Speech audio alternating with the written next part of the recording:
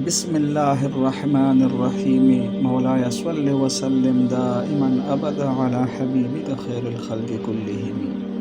قدردانو دا مبارک جماعت مسجد جعرانه ده. مقام جعرانه کې واقع دا مسجد جعرانه مسلمانانو د پاره یو خاص ځای ده. عمره سعادت حاصلون کی دلته نه هم احرام تړي.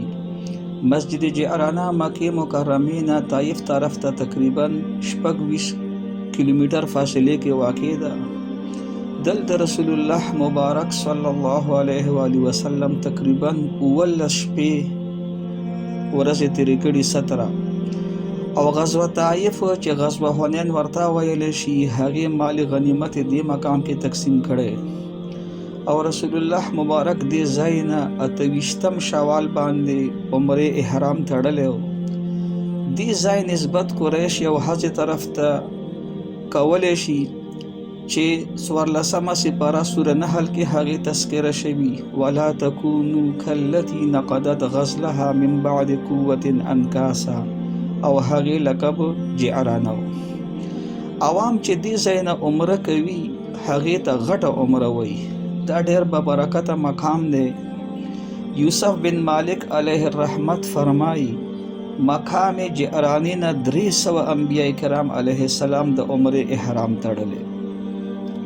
حضرت شیخ محقق عبدالحق محدث دهلوی علیه رحمت فرمایلی په اخبار الاحیار کې چې ما تخپل شیخ مرشد عبدالوهاب متقی صاحب تاکید کړو چې مکملاو شي چې مقام جعرانی نه خامخا عمره احرام تړه ځکه دا داسې مبارک مقام ځای دی چې دلته ما په یو شپه کې د تاجدار حرم رسول اکرم صلی الله علیه و آله وسلم برک سل نه زیات ځلې په خوب کې دیدار شوی.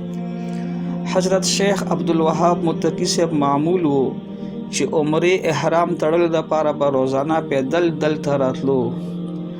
جعرانی جماعت بالکل شاته یو کوهی دی. دلته رسول کریم صلی الله علیه وسلم خپل همسا کړی و چې هغې نه اوبو چینه روانه شوه او ډېرې خوږې او یخې اوبه یې وې تر دې چې خلکو به دې ته د زمزم نه پس زیاتې خوږې اوبه دې ته ویلې او دا کوهی په مدینه منورې کې کوهی دی بیري اوروا هغې ډېرې خوږې اوبه وې خو دا به د هغې نه هم خوږې یادې دي. او جمعات نه 100 قدم په فاصله کې مقبره ده چې هغې کې شهدای حنین دفن دي. دلته هم راتلل او فتحه ویل پکار دي.